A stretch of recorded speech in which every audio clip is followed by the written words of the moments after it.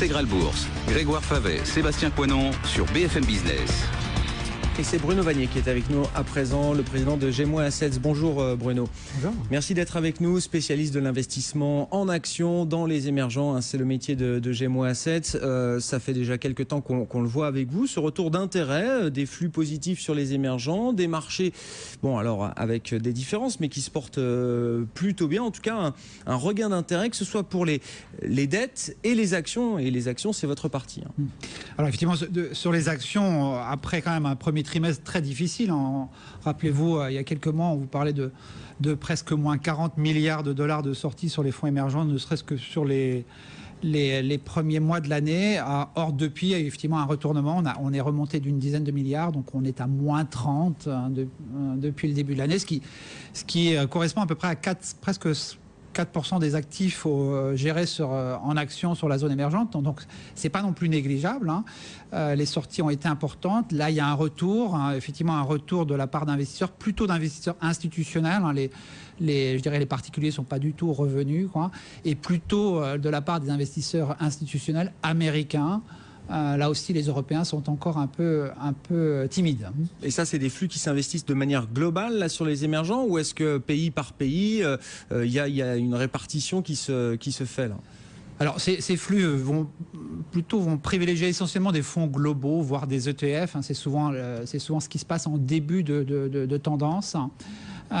Et donc, ça s'investit naturellement sur l'ensemble des marchés émergents, avec évidemment quelques stars. Il faut quand même préciser de très belles performances depuis quelques semaines et depuis le début de l'année, notamment le marché indien qui a réagi très fortement, positivement à l'élection de Narendra Modi à la tête de ce grand pays.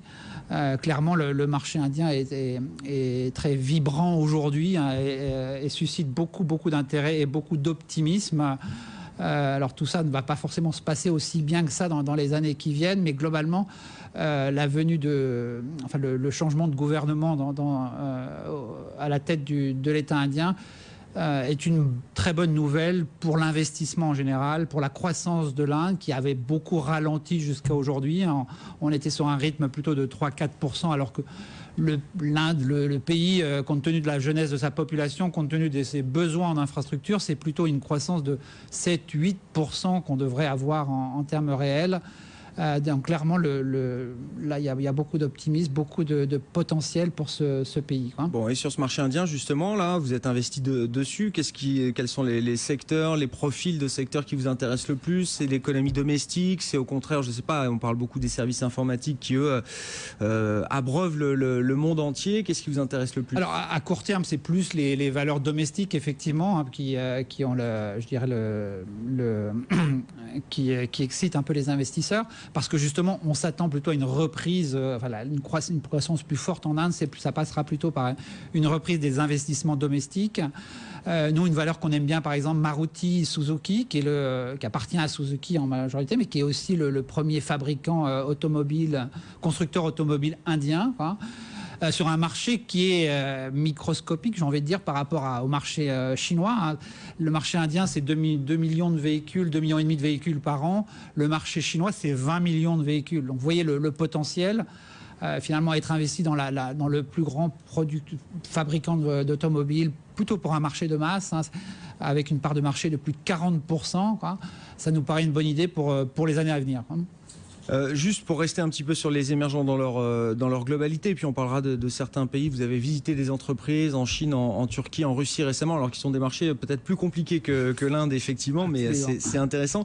Qu'est-ce qui peut... Enfin, ces flux qui reviennent là, c'est pour vous un début de tendance durable, une inflexion, ou plutôt des rachats d'opportunités, et on sent qu'on ait encore la certitude que ça puisse durer? Qu'est-ce qui pourrait remettre en cause cette tendance? Je ne sais pas, est-ce qu'un raffermissement du dollar? Est-ce qu'une remontée même légère des taux américains? Est-ce que, je ne sais pas, une action décevante de la BCE? Enfin, est-ce que tout ça, tout ce qui se passe ailleurs dans le monde, en dehors de ces émergents, et on sait que c'est des marchés de flux qui sont très susceptibles à ces actions de politique monétaire, qu'est-ce qui pourrait remettre en cause la tendance? Alors, l'année dernière, c'était un peu la remontée des taux américains, ou en tout cas la perspective de la fin du quantitative easing américain qui a fait peur à tout le monde. De fait, on a eu quand même de belles belle baisse, notamment au niveau des devises également l'année passée.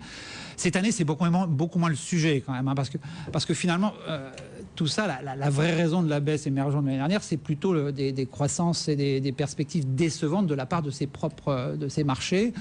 Je crois que la raison vraiment est à trouver plutôt au niveau des pays émergents plutôt qu'ailleurs, quoi. Et aujourd'hui, les perspectives émergentes quand même s'éclaircissent. Alors, elles ne sont pas encore tout à fait aussi, je dirais, optimistes ou très positives aujourd'hui, mais en tout cas les mesures ont été prises pour calmer d'une part la situation, pour faire en sorte que les déficits importants l'année dernière sont en train de se réduire aujourd'hui. Donc on a vraiment une stabilisation à ce niveau-là et donc une stabilisation sur les devises qui quand même calme le jeu, c'est quand même très très important. Et on a quand même un certain nombre je dirais, de mesures qui ont été prises pour permettre aux économies domestiques, que ce soit l'Inde mais aussi d'autres pays, de rebondir plutôt en fin de cette année, voire en 2015. Alors la bourse, comme toujours, anticipe. C'est ce qu'elle est en train de commencer, je dis bien commencer, à jouer aujourd'hui, quoi. Et donc moi je crois qu'il faut prendre ce train en marche.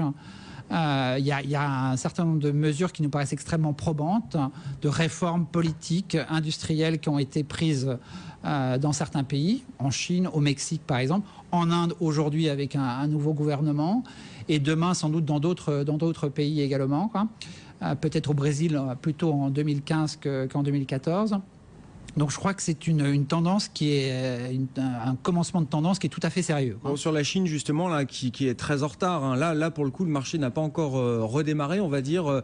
Bruno, vous vous intéressez quand même, quand on est investi dans les émergents, j'imagine que c'est impossible de ne pas être investi sur la Chine. Vous avez visité, vous êtes en contact avec des entreprises chinoises. Qu'est-ce que vous êtes allé chercher comme matière et qu'est-ce qui vous a intéressé? Et effectivement, le mois de mai était assez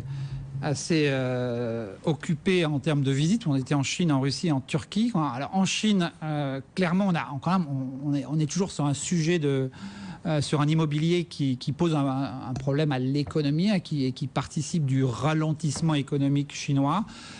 C'est plutôt une bonne chose à moyen long terme parce que de toute façon cette trop forte croissance était consommatrice de capital et de manière excessive, quoi, et n'avait pas forcément les retours sur investissement escomptés. Donc ça c'est plutôt négatif, c'est ce qu'on appelle on détruit de la valeur, donc c'est négatif pour les marchés financiers. Un ralentissement veut dire en fait quelque part qu'on va arrêter de détruire de la valeur, ce qui est le début d'une bonne chose, hein. Alors bien évidemment, il faut qu'on ait une croissance de meilleure qualité en Chine. L'immobilier ralentit, à mon avis, va continuer de ralentir. Alors les derniers chiffres chinois, comme on l'a vu, le PMI notamment, les indicateurs avancés, s'améliorent légèrement. Il est fort possible que du reste le gouvernement manage entre guillemets ce ralentissement. Il ne veut pas qu'il y ait un ralentissement trop fort qui pourrait créer des problèmes sociaux. Donc il va créer un petit peu de croissance à court terme. Mais globalement, la tendance, c'est vers le ralentissement.